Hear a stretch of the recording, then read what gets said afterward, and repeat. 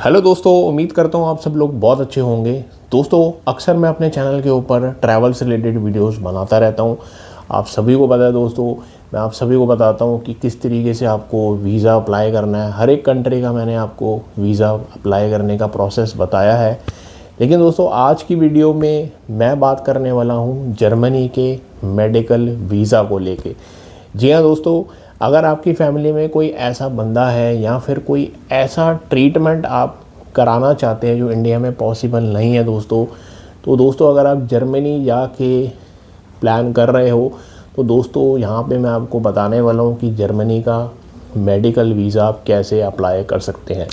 दोस्तों, जर्मनी की वीडियो मैं इसलिए बना रहा हूँ क्योंकि जर्मनी जो है बेस्ट हेल्थ केयर सिस्टम के लिए जाना जाता है और यहाँ की जो फैसिलिटीज़ हैं वो वर्ल्ड क्लास हैं। यहाँ पे ऑलमोस्ट हर एक ट्रीटमेंट आपको बहुत ही हाई क्वालिटी या फिर एक अच्छे डॉक्टरों के साथ मिलेगा दोस्तों। तो कैसे मेडिकल वीज़ा अप्लाई करना है दोस्तों, कौन कौन से डॉक्यूमेंट्स लगेंगे, वीज़ा फ़ीस क्या है, और इसके साथ साथ दोस्तों आपको किन चीज़ों का ध्यान रखना है, इन सभी के बारे में आज मैं वीडियो के अंदर बात करने वाला हूँ। वीडियो को एंड तक ज़रूर देखना, खासकर उन लोगों के लिए ये वीडियो ज़रूरी है जो आने वाले टाइम में उनकी फैमिली के लिए जर्मनी जाने का प्लान कर रहे हैं, घूमने के लिए नहीं बल्कि मेडिकल अटेंशन की वजह से, मेडिकल ट्रीटमेंट की वजह से। तो ज़्यादा टाइम वेस्ट ना करते हुए दोस्तों वीडियो को शुरू करते हैं।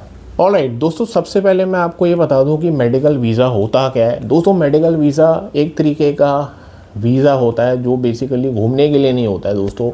बेसिकली ये ट्रीटमेंट के लिए होता है। कोई ऐसी बीमारी किसी इंसान को लग जाती है जिसका ट्रीटमेंट इंडिया में पॉसिबल नहीं है, और अगर वो फैमिली या कोई पर्सन अफोर्ड कर सकता है बाहर जाके जर्मनी में आप उस बंदे का या ख़ुद का भी अपना ट्रीटमेंट कराना चाहता है दोस्तों, तो उसके लिए आपको जर्मनी का मेडिकल वीज़ा लेना पड़ता है। ठीक है। अब यहाँ पे दोस्तों एक चीज़ मैं आपको बता दूँ कि जर्मनी सिर्फ आप ऐसे नहीं जा सकते कि आपने वीज़ा लिया और आप जाके वहाँ किसी हॉस्पिटल में अपने बंदे को लेके जाएं और आप बोलें कि वो आपका ट्रीटमेंट करे। तो इस तरीके से नहीं काम होता है दोस्तों। बल्कि दोस्तों पहले आपको हॉस्पिटल से कंफर्मेशन एक्सेप्टेंस चाहिए होती है, एक एक्सेप्टेंस लेटर चाहिए होती है कि उस हॉस्पिटल में इस ट्रीटमेंट के लिए हामी भरी है, और वो आपको ऑफिशियल एक एक्सेप्टेंस लेटर देता है कि आप लेकर आ सकते हैं और वो आपका ट्रीटमेंट शुरू करेंगे दोस्तों। ठीक है। तो ये बहुत ज़रूरी है। ऐसा नहीं है कि आप उठ के गए, आपने फ़्लाइट ली, शेंजन वीज़ा लिया और आप जाके किसी भी हॉस्पिटल में अपना ट्रीटमेंट ले सकते हैं। ये पॉसिबल नहीं है दोस्तों। इसके साथ साथ दोस्तों देखिए, यहाँ पे मैं एक चीज़ और बता दूँ आपको कि अगर बीमारी छोटी है, 90 डेज़ से कम की है, तो फिर आपको नॉर्मल शेंजन वीज़ा जो होता है शॉर्ट टर्म के लिए 90 डेज़ का, वो आप ले सकते हैं। ठीक है। क्योंकि उसमें आपका मेडिकल वीज़ा एक तरीके से कवर भी हो जाता है। ठीक है। तो वो आप लेके ट्रैवल कर सकते हैं दोस्तों। लेकिन अगर 90 डेज़ से ज़्यादा आपको टाइम लगेगा वहाँ पे, तो दोस्तों इन दैट केस आपको लॉन्ग स्टे नेशनल वीज़ा लेना पड़ता है। जी हाँ दोस्तों, उस केस में शेंजन वीज़ा काम नहीं करता है, क्योंकि शेंजन वीज़ा सिर्फ शॉर्ट टर्म के लिए होता है, which is of 90 days. 90 days से ज़्यादा है तो लॉन्ग स्टे नेशनल वीज़ा आपको लेना पड़ता है दोस्तों। ठीक है। ये चीज़ आपको क्लियर रखनी है अपने माइंड में अगर आप जर्मनी का मेडिकल वीज़ा अप्लाई करने जा रहे हो दोस्तों। ठीक है।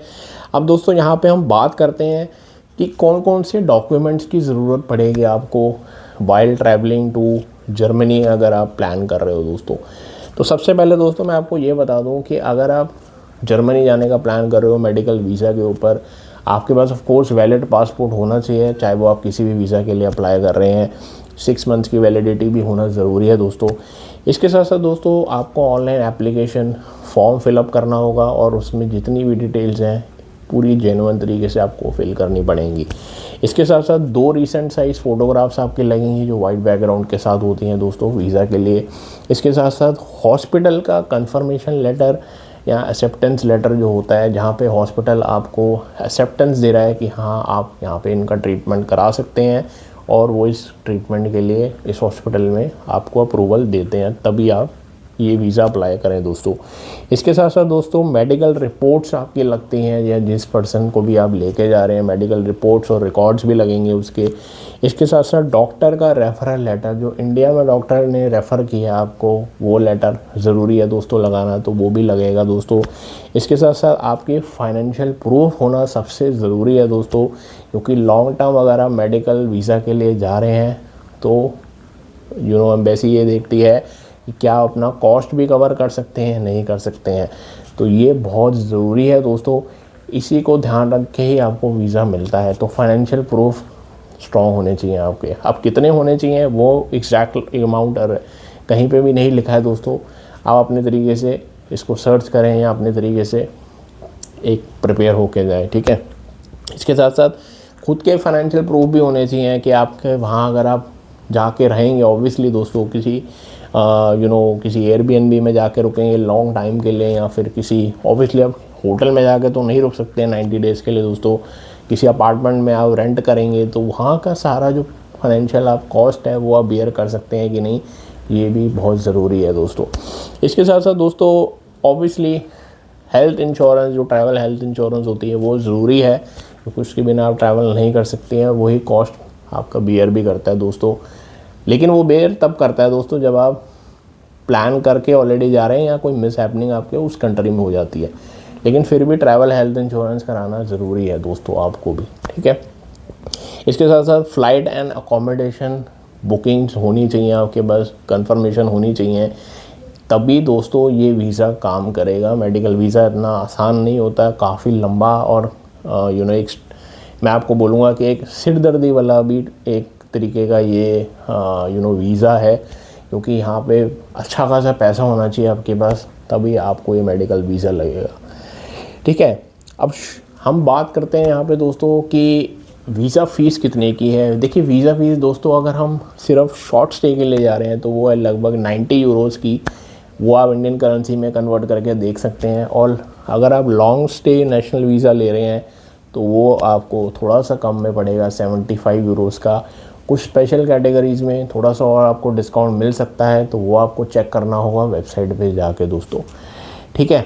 तो दोस्तों ये सारी चीज़ें थी जो आपको ध्यान रखनी है while applying to medical visa of Germany दोस्तों। एक चीज़ और ध्यान रखना दोस्तों, ये वीज़ा अप्लाई तभी करना जब आपके पास कंफर्मेशन है जर्मनी के हॉस्पिटल की कि वो आपको ट्रीटमेंट अप्रूवल दे रहा है उस पर्टिकुलर पर्सन का। आपके पास एक रिटर्न ईमेल होनी चाहिए या PDF होनी चाहिए, डॉक होना चाहिए, ताकि वो एज अ प्रूफ आप एम्बेसी जब आप वीज़ा लगवा रहे हैं तो आप उसमें अटैच करें दोस्तों, ठीक है। और एक चीज़ और ध्यान रखना दोस्तों कि सारी चीज़ें जेन्युइनली आपको सही तरीके से बतानी है, कोई भी इसमें ऐसी चीज़ नहीं दिखानी है जो आपके पास नहीं है और आपने वहाँ पे दिखा दी। जस्ट फॉर एग्जांपल कि आप ट्रीटमेंट किसी और चीज़ का कराने जा रहे हैं और आप दिखा कुछ और रहे हैं, तो ये चीज़ नहीं चलेगी दोस्तों। जो भी है, अगर आप वेल प्रिपेयर्ड हैं जर्मनी जाने के लिए अंडर मेडिकल वीज़ा, तो ये सारी चीज़ों का ध्यान ज़रूर रखिएगा। आई होप दोस्तों ये वीडियो थोड़ी सी हट के लगी होगी, इन्फॉर्मेटिव लगी होगी आपको। अगर लगी है तो वीडियो को लाइक शेयर उन लोगों के साथ ज़रूर करना जो बेचारे अभी प्लान कर रहे हैं मेडिकल वीज़ा के ऊपर। आई होप किसी को ऐसा टाइम ना आए, लेकिन अगर है तो ज़रूर शेयर करेगा और चैनल को सब्सक्राइब ज़रूर कर लेना दोस्तों। ट्रैवल से रिलेटेड वीडियोस, व्लॉग्स, अपने देसी व्लॉग्स जो होते हैं मेरे, वो मैं बनाता हूँ।